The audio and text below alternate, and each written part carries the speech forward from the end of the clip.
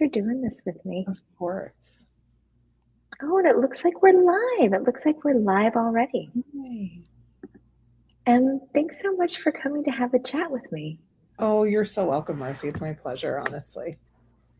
So, as we kind of settle in, I often like, if I have one, to share a little bit of an origin story of, of, sort of how I've gotten to know the person I'm talking with. And ours is so recent, which makes me so happy, actually.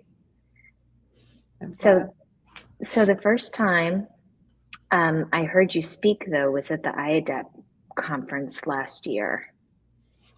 That was the first time I heard you give a talk. And I was like, I want to know M. And then I was able to bring it to fruition. We were just hanging out at the Meta conference, which is a conference that is local for me in the Boston area, an eating disorders conference, and M gave the keynote. And then we got to hang out a little bit. It was a good time. How'd you feel about your talk? I loved it, and every time I do one in my brain, there's always like those little nuanced things, right, that you wish said or done. And what I actually really appreciated was, having other queer people in the audience point out little things that I hadn't noticed people do, right? Like the way people were asking how you deal with a client. And in my world, right, unfortunately, in the clinical world, we hear that a lot, right? Behind closed doors, how do you deal with something? And growing up being different meant lots of people talked about how to deal with me. So hearing that language, I was almost desensitized. And when someone pointed it out, we ended up getting drinks that night afterwards. And I, one, thank you for pointing that out. And two, wow, I bet a lot of us can relate to a story of times where people felt like they had to deal with us or something about us that was difficult when that wasn't the case.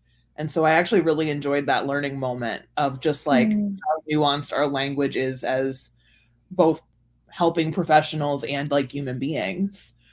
And that's kind of the whole point, right? To be human. Yeah. I really appreciate you sharing a bit of that.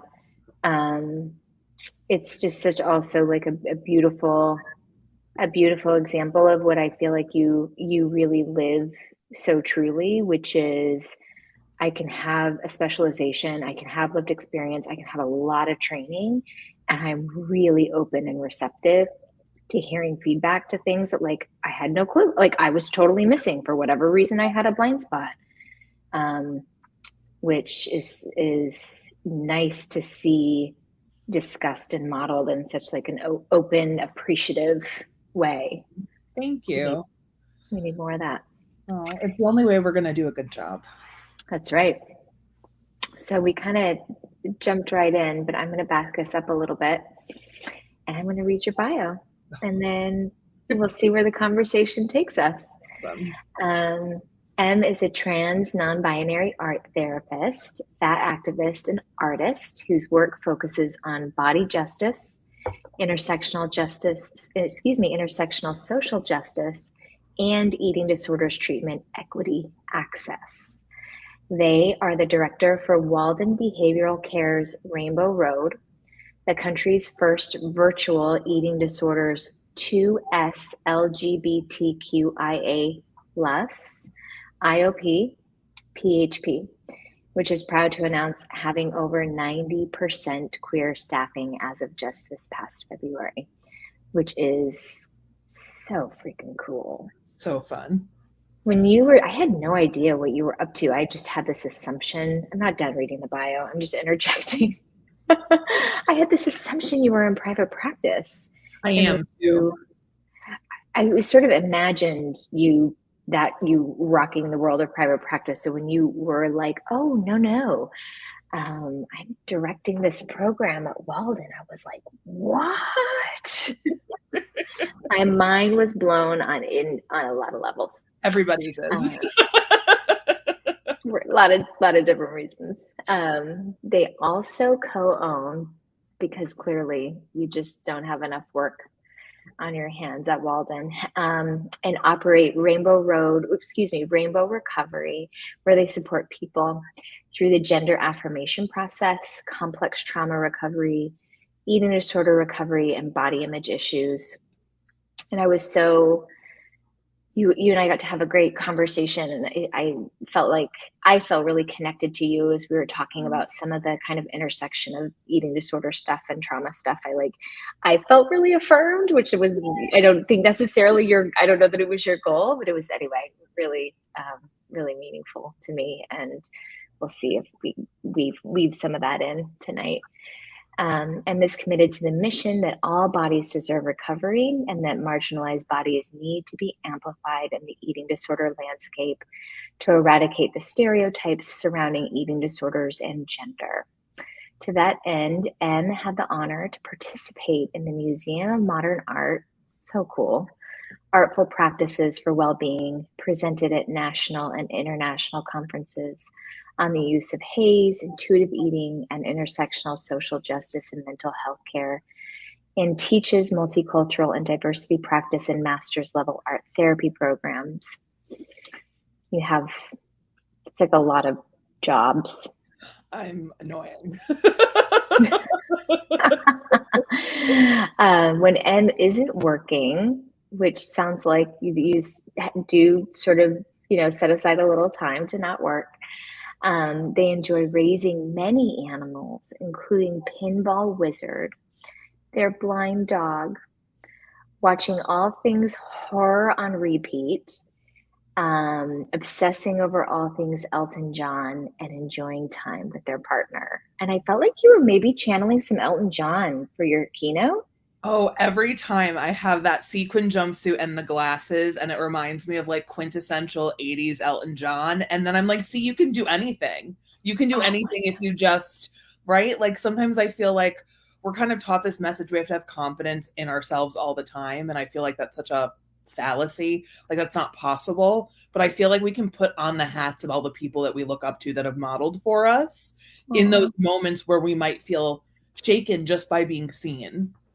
And I've found it really helpful in my own journey to just be like, it's all right if I put on my David Bowie earrings or, my Elton John outfit or my Frida Kahlo shawls or my Phoenix hat and just like live my best life. Why is it bad to see beautiful things in all of these people that have kind of helped formulate who I am? Oh my gosh, I need to see your shawls. I have a collection of Frida/Stevie Nicks shawls that spin. What? Because Stevie Nicks does the spin. You got to do the spin. Oh yeah. When she was on American Horror Story, I died. All of my favorite worlds came together in an episode, and I've watched on repeat to the point my partner. You're like, oh. Yes, everything happened. Your partner's like, I need to leave. It's been the 500th time. Yep. So we have a couple comments. Whitney Trotter was like, Whitney, so excited for this. I don't know that she can stay. She said, I'm coming back to view the replay. So she might be here for part of it. And then we had someone else. Oh, I'll just shout out for the people who are here. We love comments.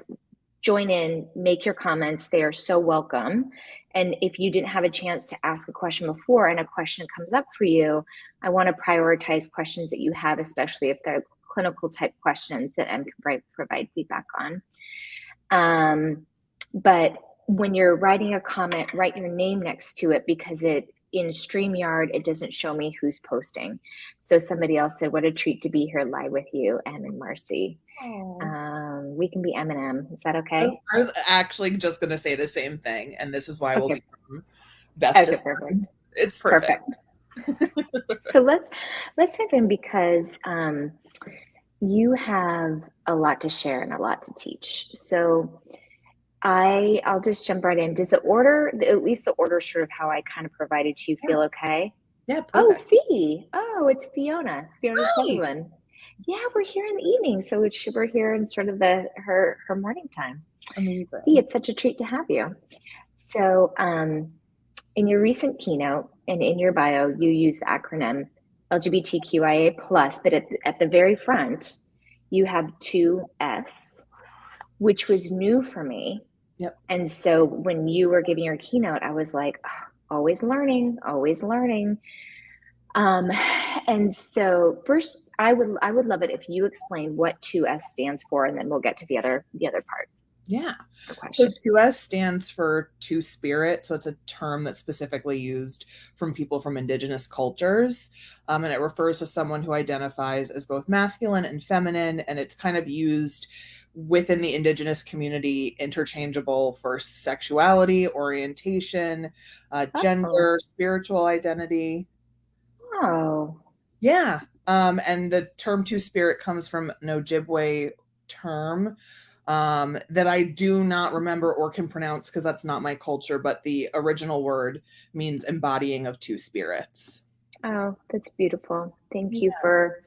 Thank you for instructing me just in the content that you had in your keynote alone, because it inspired me to look it up.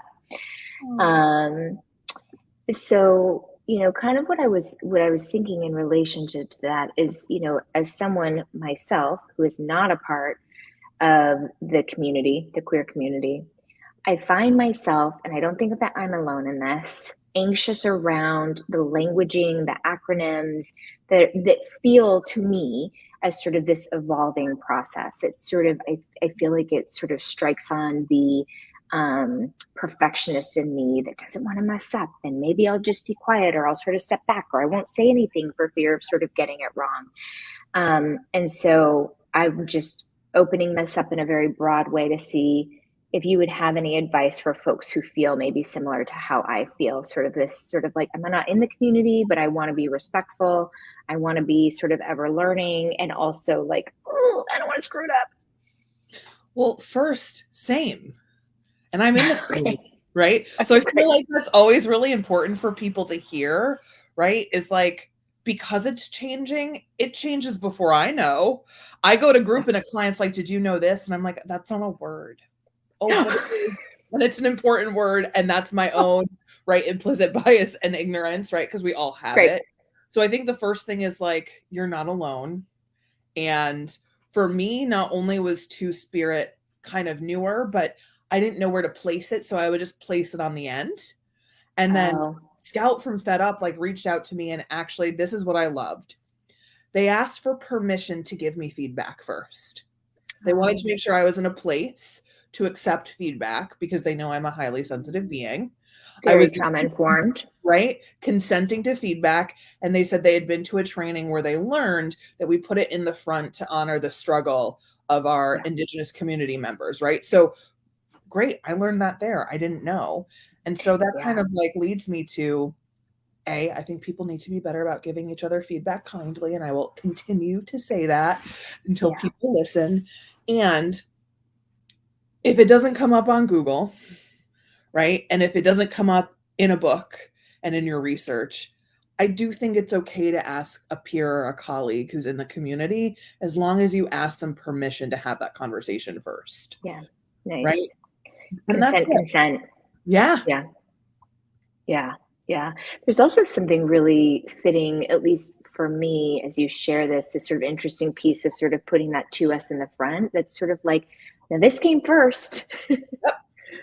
Yeah. Right. If we sort of just think like chronologically, like, Mhm. let us really honor sort of the indigenous wisdom, which we are often, uh, you know, underinformed on. And yeah. Um, That's very affirming. And I think perhaps, I'm sure we'll kind of loop back to what you mentioned briefly, but really important in terms of this. How do we provide feedback to one another in a way that invites learning?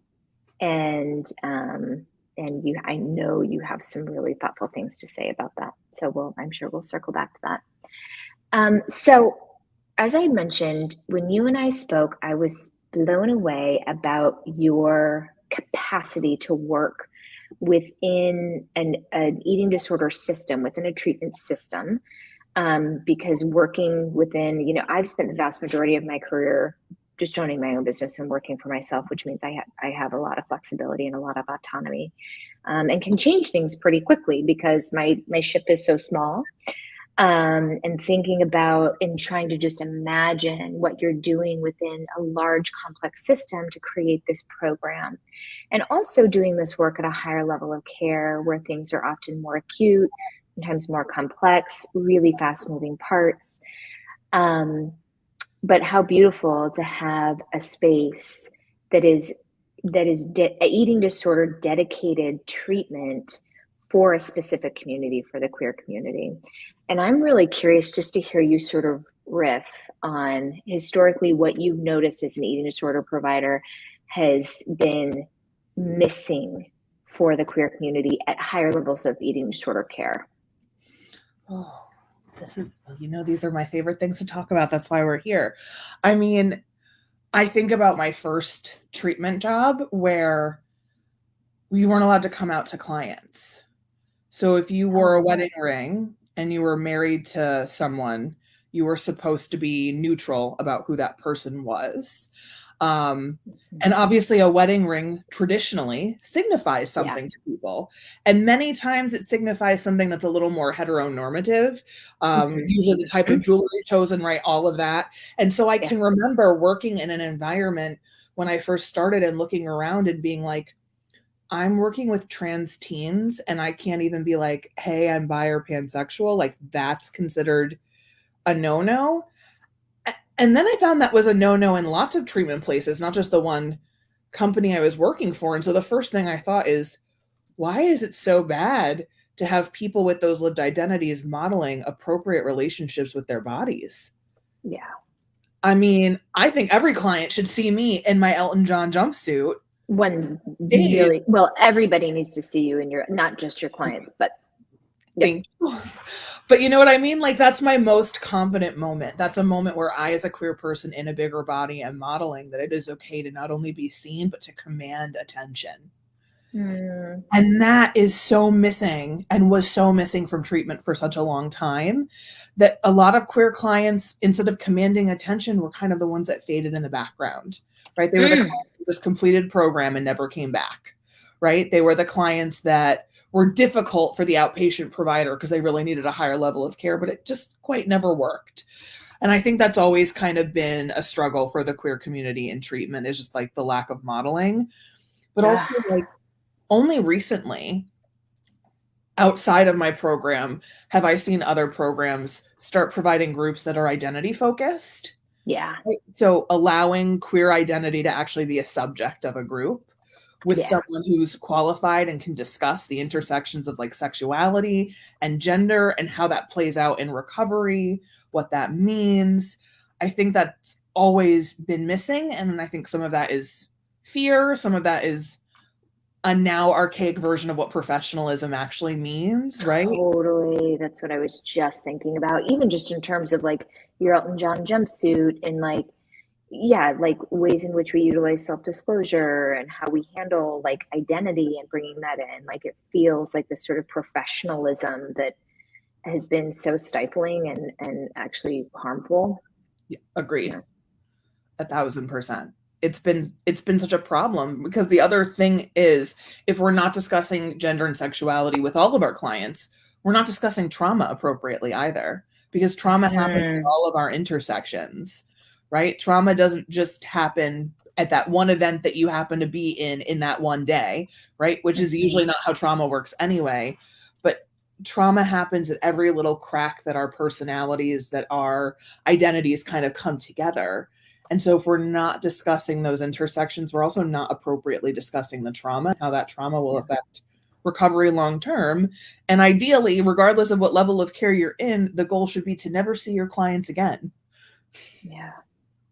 That's so beautifully framed. I don't know that I captured it. I was sort of listening and typing at the same time, but this idea, trauma kind of occurring at the intersection of these identities that we hold. And it's sort of what was coming to my mind as I was listening to you was how it's all a part of embodiment. You know, like it is like how, if recovery, one way to sort of think about recovery is, you know, greater connectedness and integration and embodiment, then how would it even be possible to never talk specifically about gender and sexuality? Like that's impossible.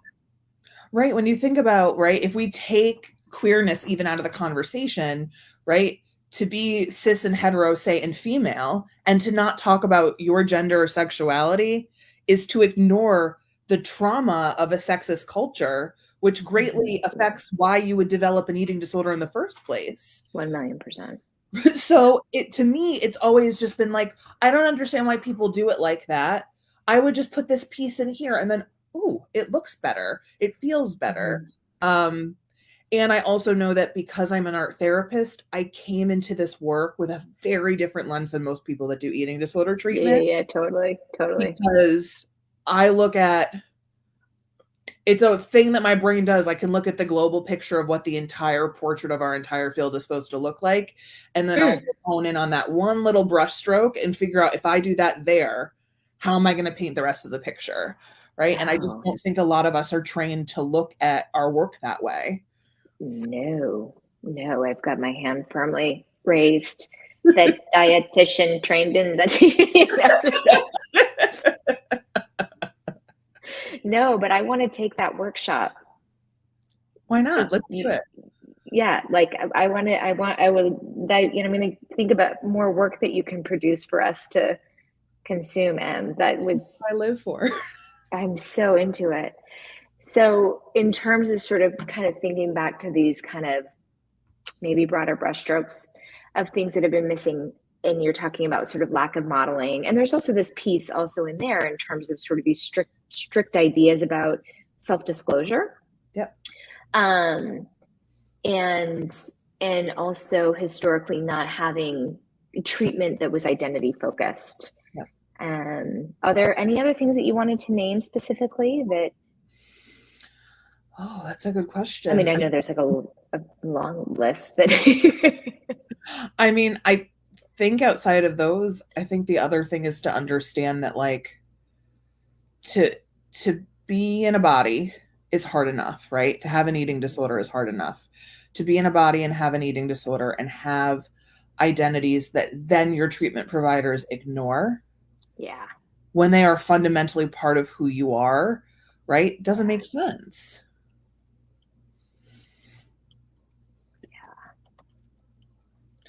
um, Brianna, hi. I love you. oh, Brianna's very good to some of my clients. yay. We're Thanks very, so much. I'm so glad you can see the comments too. I didn't know whether or not you could see them. I was able to click comments and see because I'm a nosy.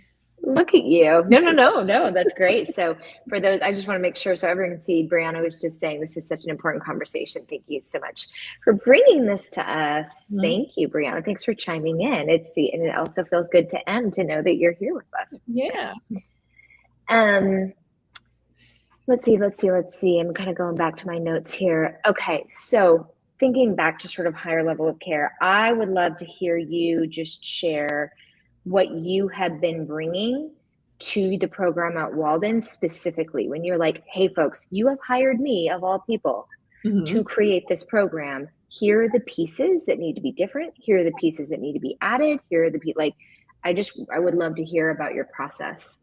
So I feel like no one's going to believe me when I say this, but it's true. They've let me do whatever I want. I I believe it only because now we know each other, but I don't know. I do know why, right? I'm very lucky that the person that is my direct supervisor is someone that I had a relationship with through IADEP prior. So we knew each other really well. We knew each other's work really well. And so it was the perfect fit because I have someone above me who believes in everything I have to offer and will mm, abdicate to leadership when there is pushback. So I often okay. don't experience pushback. In fact, I get really nice emails from our CEO and our COO thanking me for my work, which is a first in my career to have someone Yeah. that high up reach out and acknowledge, right, what's being offered. And the luck of And how having, nice for you to have like an advocate, right? To sort of just like allow you to just do your work rather than dealing yeah, with what can, that's yeah, specific to this program, but programs are the bullshit, right? Of yeah. Oh, I mean, there's always red tape, right? Historically, Yep. especially in eating disorder treatment, right? We've got to make sure documentation's done on time. We've got to make sure that clients are getting A, B, and C, but we've also got to keep like our payers happy, but moms and Yeah. dads are unhappy. We can't have them unhappy. And I don't do any of that. I actually Yeah. refuse to engage in most of that, even when it's part of my job. I just figure out how to make it a little more functional for me and how my brain works. Um, so really, they've let me start this program, create all the programming, hire all of the staff, which means actually right now, all of our staff are queer. And I just Yeah. hired two more people, um, both of whom are also queer. Yeah. So they've really let me hire the right people who can do the Great. work, Yeah. right? Create the programming. And what we do that I think is different than a lot of places is I will meet with our clients weekly and ask for feedback. Nice. So when Nice. they see my face, it's not scary M program director, right? Like in some programs, it's like, oh no, M advocates for us. M will solve problems for us. Like Yeah. M Em's got our will back. do the Yeah. things. Yeah. So then they say to me, this group isn't working because, or I'm not Mm. getting this need met in this way. This is what I need, right? I've had clients kindly educate me on where we're missing pieces for neurodivergence or chronic illnesses that we've been able to Nice. work out. Cool. So I've created an environment where it's actually the client's program. We just run it rather than Hmm. we own the program and the clients are lucky enough to be in treatment. Nice. Nice. Anything you want to say about the programming itself or the way that groups are run or the content? Like you kind of hinted at a little bit of that. Oh my gosh. Well, I love my programming so much and I love my staff genuinely. I feel really, really, really lucky to work with such amazing people. Um, so our programming, right, separate from your traditional eating disorder stuff, right, DBT, CBT, all that good stuff. We have groups that are very specific to gender and gender identity, discussing gender dysphoria and gender euphoria, run by trans people who are Yeah. therapists.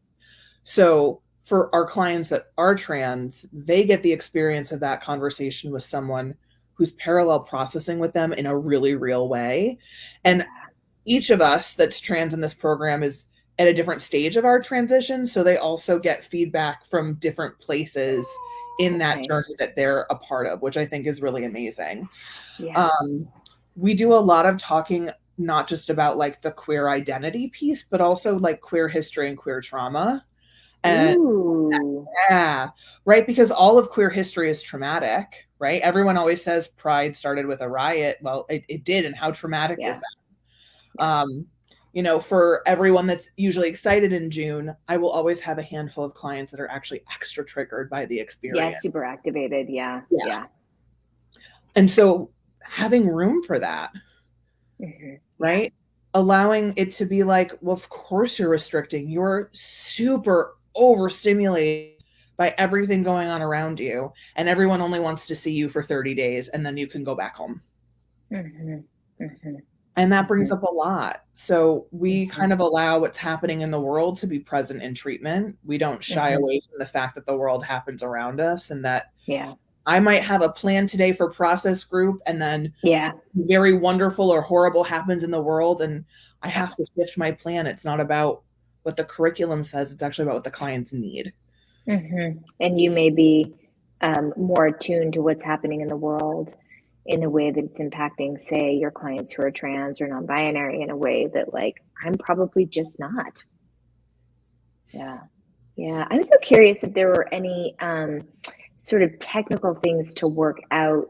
So I'll give you a for instance, there's a treatment facility that I'm aware of, and I've had a friend of mine as well as a client there consistently be misgendered, and they say, oh well, it's because of what gets printed out of the computer system on your blah blah blah, blah, blah, this whole da, da, da, excuse. And I'm like, this sounds like something that could be fixed. Like I'm truly not understanding what this problem is. So I'm just wondering about sort of practical things like this, where there are these harmful things that happen over and over to a client while they're in treatment because of something that seems resolvable that somehow isn't getting resolved. The fact that it's not getting resolved, just so I've said it, is always so fascinating to me because, like, using a pronoun is actually easier than like literally 99.9% of the rest of our work. So I don't understand why this is the hill we all have to die on. Like, really, no lowest bar. Yep. But what I have appreciated about Walden is when something like this happens, they go, can you do a training, or do you know someone who can? And so I think that actually it speaks to the fact that a lot of people don't have the education. They're not learning this in grad school as therapists. I didn't learn any of this in grad school as a therapist. Everything I learned was on the job after I graduated. So we've got a lot of therapists who don't have the education, who've either been in the field for a really long time and have not been held to that standard, or are new and this is their first job and they don't know. And so I get to come in now to all of our orientations and do recorded training videos that don't just go over like use pronouns, children, right? I actually start off all of my trainings on that by defining violence through the World Health Organization's holistic definition of violence, which covers emotional, right? It's not just physical, like people think, emotional, psychological, resource-based violence, and what that looks like, and actually explain to people how using the wrong pronoun after being corrected over and over is an act of violence in the workplace. Yeah. And really kind of driving home for people how important it is to do this for our clients, how life-saving it is to do something so small, right? It's so small. Like, of all the things I could do to affirm to someone using a pronoun, it's actually a no-brainer. And so I think sometimes when people are presented something in a more appetizing way, right? You know, it's like you can put mac and cheese in a styrofoam container, or you can put the breadcrumbs on it and bake it in the dish and bring that big glass dish to the table. And everyone wants the big glass dish on the table, but the mac and cheese is, you know, I'm not actually saying anything new. I'm not reinventing the wheel. I just happen to have the skill of presenting things to people in a way that they want to consume it. And so that's my advantage. And, you know, me and my boss and our higher ups, we are all under the same understanding that that is a skill that I have that I want to see used, so that it's not a problem anymore. Yeah, that's such a smart, such a wise framing, right? And it's interesting because I'm not sure that everybody would find that so appetizing, but it's so, what's the word I'm searching for? I'm not quite sure, but it's to me, it's very visceral. It's very accurate. It's very visceral, right? When we actually use accurate but strong language. Yeah, so I wonder, it sounds like you are resourced for sort of other programs, but maybe within your own program, because you've been able to build it from the ground up, there's less of, you don't have to do as much of this sort of cleaning stuff up because, you know, not that you don't make tweaks and changes and all of that, of course. Yeah. Yeah. So we got another comment from Christine. She says, loving this so much. Thanks so much, Em, for being here tonight. I wish every program would implement what you are doing. Oh, thank you. They can. That's the secret.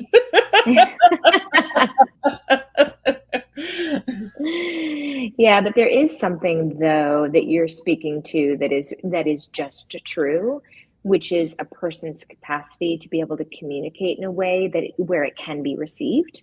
Right. And knowing your audience and sort of being thoughtful about sort of how can I frame this in a way where it actually can be heard and be effective is not a skill that most people are born with.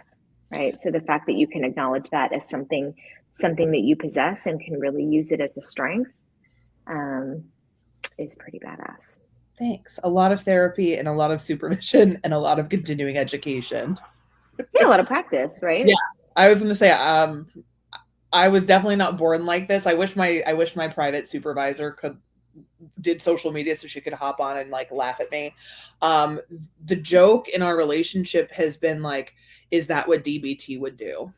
Because my black and white thinking when I started, right? If someone had misgendered a client, I would have gone to supervision and been like, what the heck is wrong with them? They're so negligent. Like, I would have said everything that I was thinking and felt really justified because the idea of what I'm saying is correct, but my delivery was so harsh and so poor. So ineffective. And what does my partner say? And so 80s punk rock that like, oh, that's amazing. No one's going to take that, right? You can't hear it. So over time, when you learn how to present things in that gray space, right, that DBT space, everyone can kind of accept it.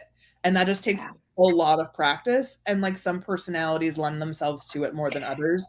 Mine did not. So it took a lot of practice. And it takes, I feel like, a lot of practice, but also like a lot of your own inner work and healing, just in terms of your own nervous system and being able to, yeah, yeah. So you were hinting at this, kind of shifting our conversation a little bit. You were hinting at this, I feel like, earlier when you were talking about the need to kind of shift gears with groups or with a client, depending on sort of like what might be going on in the actual world. So I feel like this is maybe, I don't know, perhaps a little bit of a sensitive topic for some folks. So I just kind of want to overt that. But here in the United States, it feels to me that there is this constant stream right now of anti-trans legislation that is horrifying and violent and frightening. And I would really love to hear you share your perspective on the ways this is sort of, I know you got the questions advanced. There's a lot of questions that I kind of have under this topic, but maybe if we just sort of stick with this first piece, is just to hear you talk about the ways that you have witnessed or you've experienced, to the extent you want to share, the ways that systems and policies and laws and sort of what is happening out in the world, like literally right now, the way that that is traumatizing for our clients and creates trauma for our clients. Oh, so many feelings, but nothing bad that I'm not willing to share, because that's what I do. So I mean, I check, first of all, right? So we all know my anxiety. I check the anti-trans legislation tracker at least once a week. I really like to know what's going on. It's on the website freedomforallamericans.org, and they list different categories for legislative bills that would involve some kind of marginalization of a group of people. And so I think today we updated with 25. So that's when you think about that, and it's multiple bills for multiple states, so it's not 25 states, it's 25 bills across maybe 8 or 9 states. Yeah, you got some busy states in there who are, yep. Well, I always tell everyone I'm laughing. Today's special is they want to bar children from drag shows in Texas. And I was like, okay, it's the drag queens that are going to get us. All right. They've been entertaining for years. And I have to laugh because it's just so absurd to me. And so I think there are days where we come into the room and, you know, a law like that is on the table. And I can say to clients, have you heard that drag queens indoctrinate children? Right. And we all laugh because we're in a community space together where I can say something that's a little off color because I know my clients, and we can laugh, and it's safe and it's out there. And then someone in a process group might go, you know how you said that thing? I'm glad you brought it up. It's actually really bothering me because, you know, drag has been an art form for me.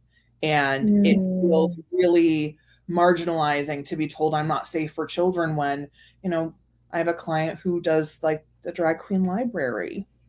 Yeah. Right? You don't want someone to come read a book to your children?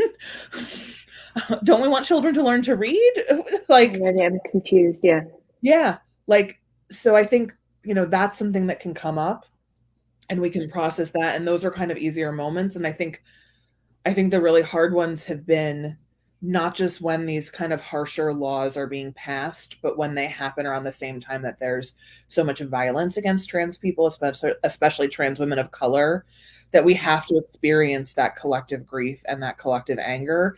And that has to take precedent over whether or not I talk about whether or not, you know, ACT is working for your, you know, ability to stop restricting snack. I could care less if you're restricting snack if you don't feel safe in the world. You're so activated traumatically that like asking you to eat snack with me just feels like the most counterintuitive thing. Whereas if I have space for us to discuss this, to allow it to be on the table, to honor that it's painful, all of a sudden our nervous systems can calm down. We can things we need to do with food that we need to do because someone is holding us. Someone is holding our pain and someone is joining with us in that. And that's really all any client is asking for, right? To be seen, heard, witnessed, and held. Okay, that is so helpful in terms of how you framed it. And so I'm going to reflect back to you what I heard so that you can have the opportunity to let me know any pieces that I missed. Because you did so beautifully kind of this next piece of where I've grappled as a clinician at times, which is with lots of different clients, right? When something so big, so harmful, so traumatizing is sort of occurring, right? And then, you know, my job as the nutrition counselor, you're sort of like, and now I'm going to talk about, did they eat their snack? Like it can feel so,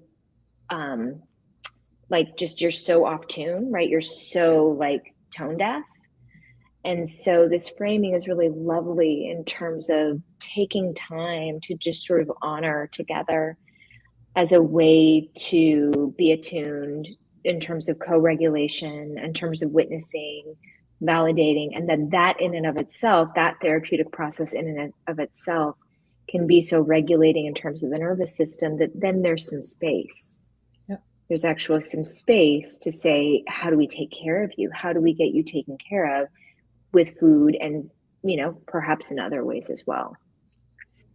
No, I mean, that's perfect. That's literally what I want every human being to do for every human being is if we just honor each other's struggle, right, and hold space for that and really see each other and validate each other, right, really witness each other, like imagine how much easier life would just be, right? How much easier treatment is. And to be honest, as a provider, it's actually so much easier to do that than to in my head think of what technique to do next. Yeah, totally. Totally. Right. What worksheet are we going to pull out or what, you know, like what? Oh, the worksheets, like I'm not a worksheet person, but some people are, you know. There's nothing wrong with that. Right, right. But there's something about just making space for connecting human to human. And so what have you learned? This is kind of an off the cuff question. What have you learned about what you need as a provider who is also in the world, you know, being activated, you know, experiencing trauma of, you know, all kinds, say based on what's going on, say legislatively. What do you need in order to be able to be in a place to offer that to your clients? Oh, that's such a good question. So I need to see my therapist every Monday morning at 8 a.m.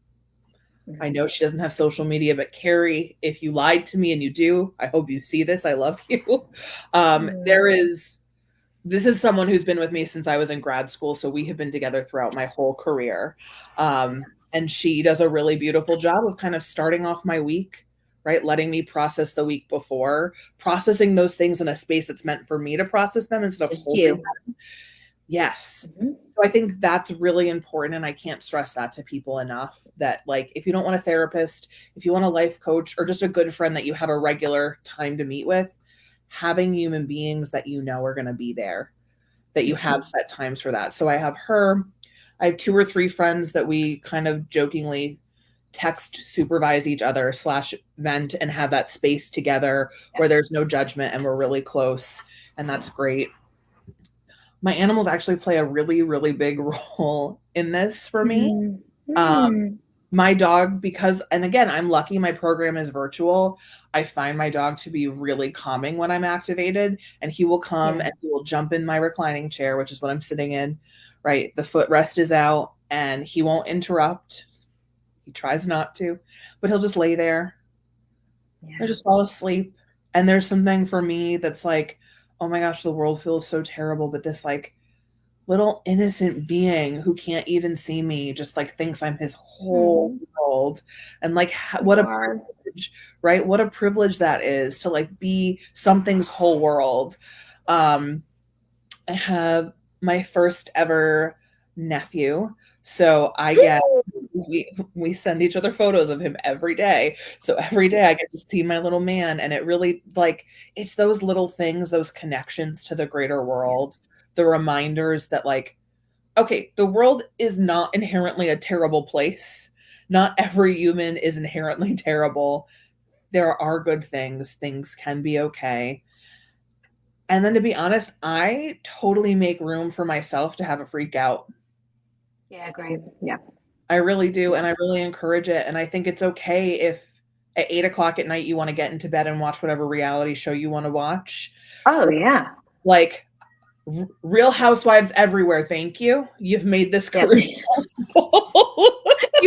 I'd like to, I'd like to thank Every Real Housewife and Andy Cohen.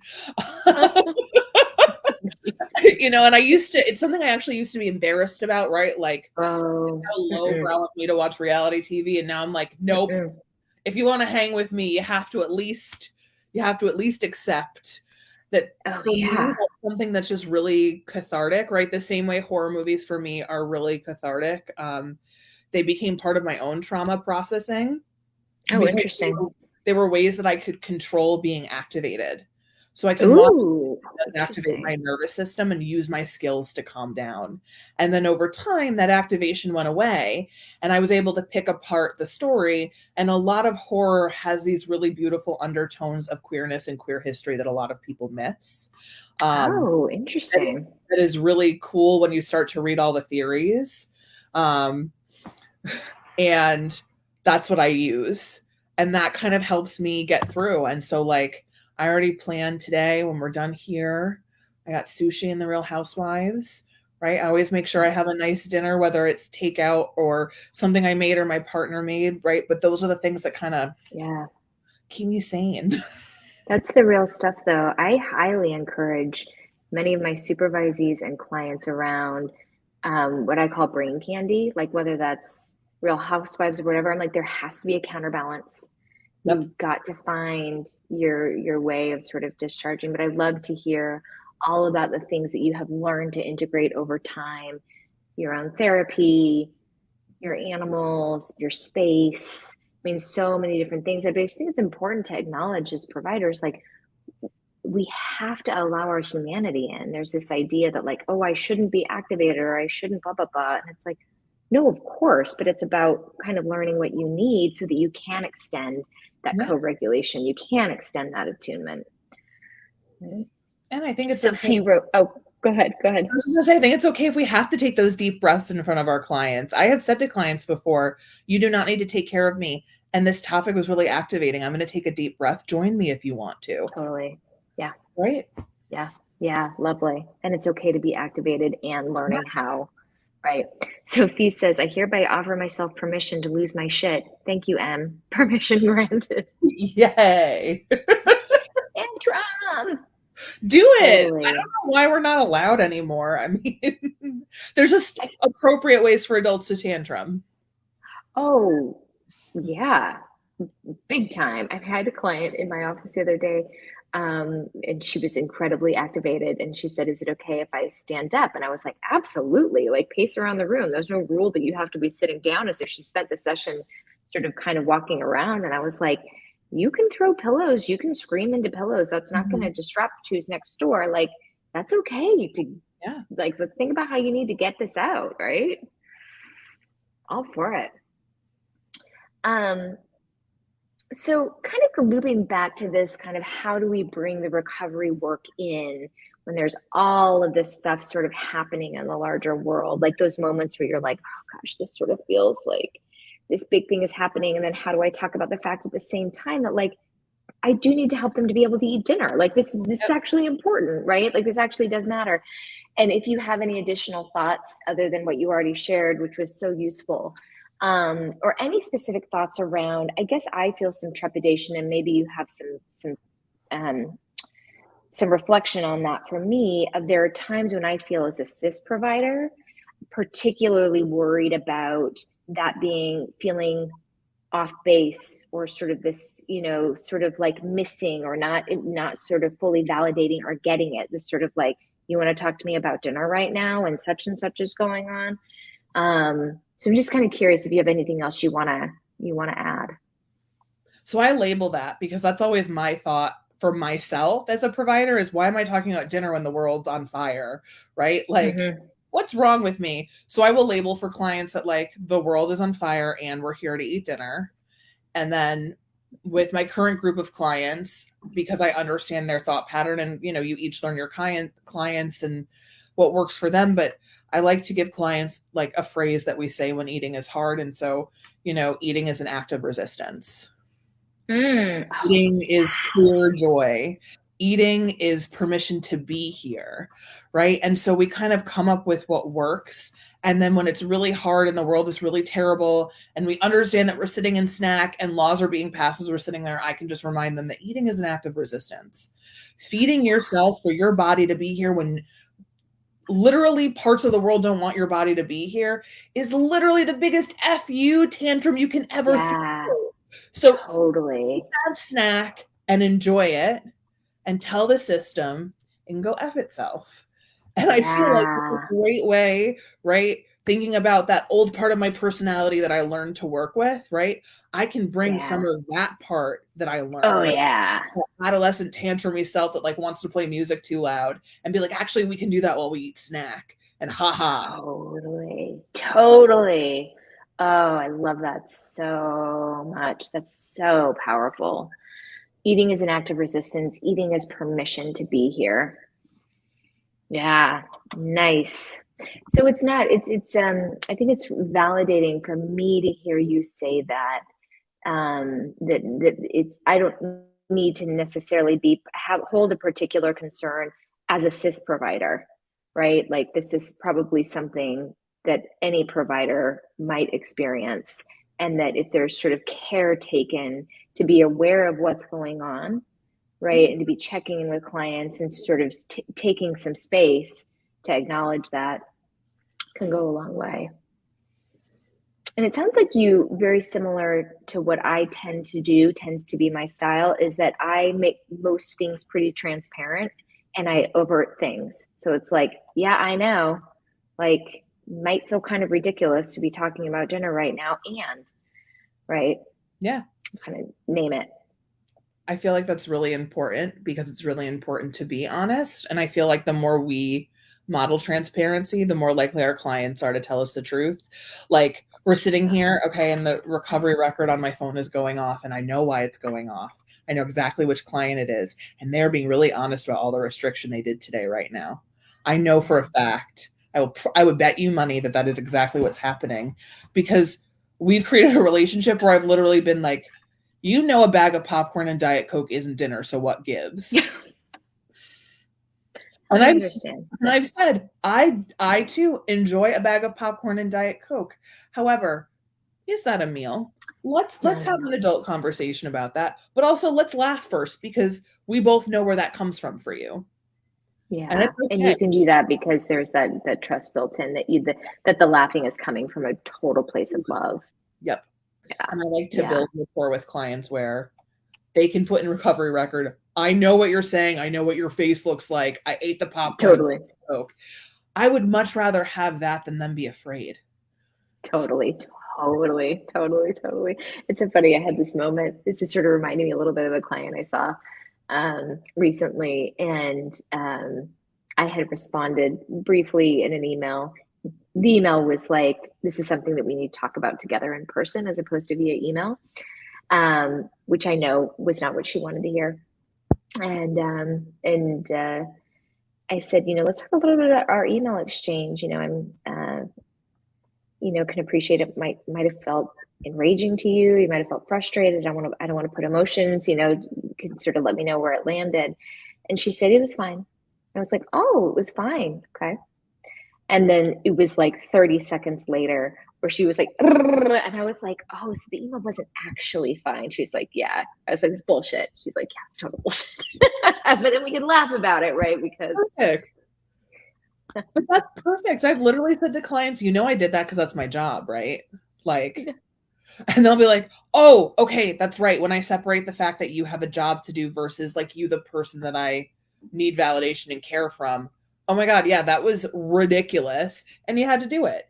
And I would right? Like, and isn't that the reality of being a provider, where regardless of whether it's private practice or a higher level of care, is like we do have responsibilities in our profession, Yeah. and some of them are ridiculous and we have to do them anyway. So And there are certain things that are like, and I actually think this is really important. Like, I happen to believe, like, it actually matters yeah, whether you eat dinner tonight, right? Like, that's actually what I'm here for. right. And it makes me sad Yeah. when you eat popcorn for dinner, because I know that you like food and I know that Mm, you want that dinner that you told me you wanted to have. And I know what happened in your brain because you shared it with me in the past, right? That when A, B, and C happen, we eat popcorn for dinner. And like, I want you to know you can be safe and that it's okay to not eat the popcorn for dinner. You can still feel safe. yeah. Yeah. Mm. So, in the last few minutes, and I always try, this is so consistently me. We have what, 5 minutes together, and I'm just going to cram in one more very big question. And I wish we had a little bit more time. And if you have a little bit of time, wonderful. I also really want to honor your time, so don't, I want to be thoughtful about that. But I would love to hear, because you mentioned this ever so briefly earlier, and I noted that in your bio, the first thing that you note is that you're an art therapist, and that you do things differently and come at the work differently because of who you are as an artist and an art therapist. And I would just love to hear you talk a little bit about what you feel like art therapy can offer that maybe traditional talking, talk therapy kind of misses, or if there's more that you just want to say about what you've been able to do and sort of bring into the world and bring into your work with clients via art therapy. I would love, love, love, love anything you share. I mean, frankly, I feel like I owe everything to art therapy and like that part of my education. It was so deeply meaningful. I grew so much in that process, which I think is why I believe in it so much. Is the person I was when I started grad school and the person I was by the end of my first job was so completely different people that you actually wouldn't believe it. And it was Oh. because of the ability to use the art to tap into those parts of ourselves that we have all locked away. And we all, Mm, and the thing is, we can use words to hide things. We can use words to dance around things, and we can even use words to manipulate things. But what's really interesting is you can't do that with art. mm, You fundamentally can't. Whatever comes out on the page is usually something unconscious. And it's been studied mm. for years that there's all of these symbols that have happened historically since caveman days that all human beings in cultures across the world that have never met each other will consistently make, because art is Mm. DNA. So for me, art with clients is like giving them permission to tell the truth when they don't want to speak it, Ooh, not to be in the room. And we don't have to talk about it, but they can let me see it and hold it anyway. Um, ooh, and I think for eating disorder recovery, where a lot of our clients also have, like, no one has an eating disorder and doesn't have trauma, right? yeah. Right? Where trauma is so wildly present for all of us, not having to verbally process that, but knowing that it can be left, right? On a canvas in my office, on a page that you send me in an email and then you delete the picture later, whatever it is. And we don't have to say a word. I can look at it and just go, I'm sorry that hurt. Mm, And that can be the conversation. Like, what therapy doesn't have to be super painful all the time and can feel deeply meaningful and beautiful? Like, amazing. It really is. mm, And I discovered art therapy when I was 18. I was in an art class and I hated studio art and art critiques and all the traditional art school stuff. And my art teacher, who I'm actually still friends with to this day, she brought me a book on art therapy. And specifically like the connection of the body to making art, and it it changed everything for me, mm. because I therapy was great. I love therapy and I'm a talker. We could talk for hours, no problem, Yeah, I know. We're both talkers. which is great. And when the world has activated me, I don't want to go talk to my partner. I want to sit here. This is my space that I work in, and my easel is actually right across from us where we're sitting. I have a piece that I'm working on. And that's what I'll do is I'll get up and I'll just work on something, even if it's 10 minutes, and just know Mm. be left in its container in that space. And it doesn't need to be locked away in me festering and hurting me anymore. Ooh. Oh my God, I could just listen to you. This has been this little treasure that you've given to us around this art therapy piece. As somebody who knows virtually nothing about art therapy, it's interesting. I've had a number of clients. There's a school that's down the road from my office that is a master's degree in art therapy. Yeah. And so I've had a number of clients who've gone to that program, and I try to invite in any way that they want to art into our work, with also the caveat of like, I'm not an art therapist, but I love that this is meaningful to you and I'm very open. But you have given me in such a short period of time, just a lot of a depth of understanding that I didn't have before. This piece around the inability to sort of manipulate in art the way that we all do with words. We all do it. We hide behind our words. We can shift things or twist things with our words. It's so fascinating to me. And this idea of being able to tell truths, but that we don't. You've actually reassured, I think, a part inside of me, because I think this feeling is, if somebody creates and brings their art and I don't know what to say because I'm not an art therapist, but it's like, oh no, you just be with, and like, oh God, this seems so painful. Wow. Mm-hmm. This is, I'm so touched by what you're sharing with me. Like, that's enough. We don't have to talk it to death. We don't have to process it verbally to death. Yeah. I mean, don't we all just want to be 5 and know that the adults that we're supposed to take care of us love us? Mm-hmm. Mm-hmm. And if I can give that to someone for 30 seconds while I look at their art, and it's genuine, because I really do feel that way when I look at people's art, that's got to be far more healing than any conversation that we're going to have about why their inner 5-year-old is still traumatized. Yeah, this sort of intellectualized. Right. Right. Have you given, I mean, I know that you teach this at the graduate level. Have you done workshops for eating disorder professionals on sort of art therapy? And I haven't, outside of the expressive arts arena. So I do a lot of the expressive arts conferences where I'll do things on art therapy with eating disorders. Yeah. But to be honest, most eating disorder conferences, because they don't promote an interactive component as something that's welcome, right? Usually because there's not enough time. I often don't apply to do them, just because if I'm going to teach you this, right, whether you're a dietitian or a therapist, I don't just want to talk about it with you for an hour. I want you to experience it, which means I need materials, and it means I need the space, and it means I need to make the mess.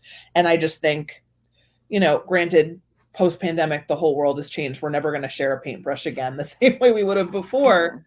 But a lot of eating disorder conferences are, 30 to 45 minutes, has to be intellectual, right? So there's not a lot of room. Get your sources. You need to get your citations, Em. Yeah, I know. Sometimes I laugh and I'm like, but I wrote the citation for that. That's my shit.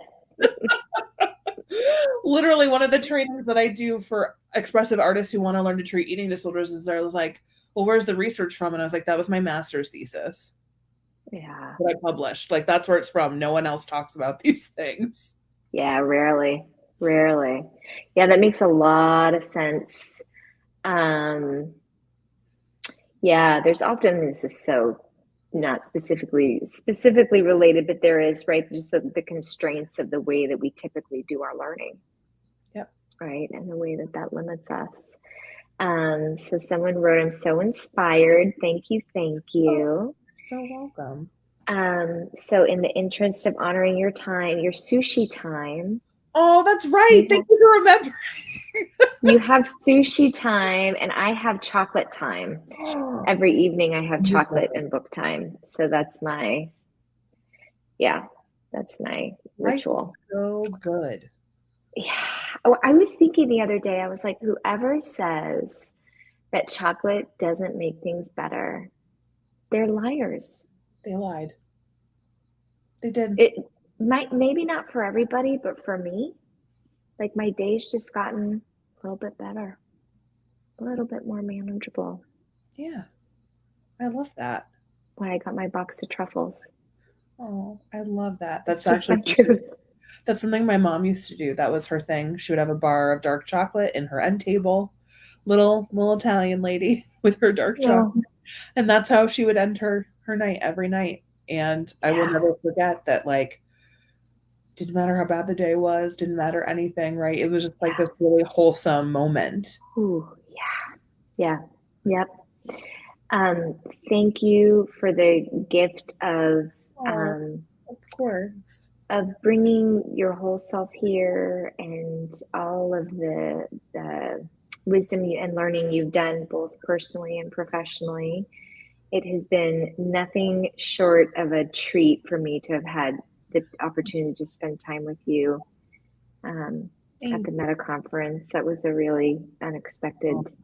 um, unexpected gift for me, Oh, it and too.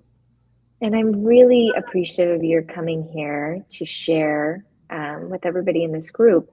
And one thing when I have a guest come, everybody in the group knows, I believe, that when I have folks here who hold an identity or identities that are marginalized, we are marginalized and underrepresented, I always pay, which is important, the people who come. And I always encourage those of you who have listened to this live, and if you've gotten something out of it, that you will also pay M. Oh, And it doesn't mean that you are expected to pay. Everybody's in a different place in terms of how resourced they are. But there's something I believe really important in the transaction of saying you really provided some labor here and it's appreciated and valued. So whether that's $5 or $50, that is what I do ask of everyone who has taken the time to listen and who has benefited by M's wisdom. oh, thank you. That's So, kind. so in that spirit, and practically, what's the easiest way for folks to send you money? Is it via Venmo? Yes. This is You, just so you know, no one in the history of any of the work I've ever done has been so kind about making sure that people actually pay, just so you know. yeah, it's a This is a big. first. I'm trying to let this in. Oh, oh, let it in. It's important. Do you feel comfortable sharing your Venmo here on the record? Okay. It's literally my name. It's literally M. Reim Ifrach. MREIMIFRACH. And I will also post that. I will also post it after we get this video posted so that folks have it easily. And I'll look forward to see how our lives intersect in the future. And happy Pride. Thank you so much to you and I everyone meant watching. to I meant to lead with that you are joining us during the month of Pride, which is the extra gift because I know how extended you are This in is the the month of best June. for these things. And I mean, now we're going to have to do an art therapy workshop in the future. Okay, I want to take your art therapy workshop. We'll have to work something out. I want to be a student of M. Oh, And now go eat your sushi. I will. Thank you so much. Okay, have a nice night. You too. Bye. Bye.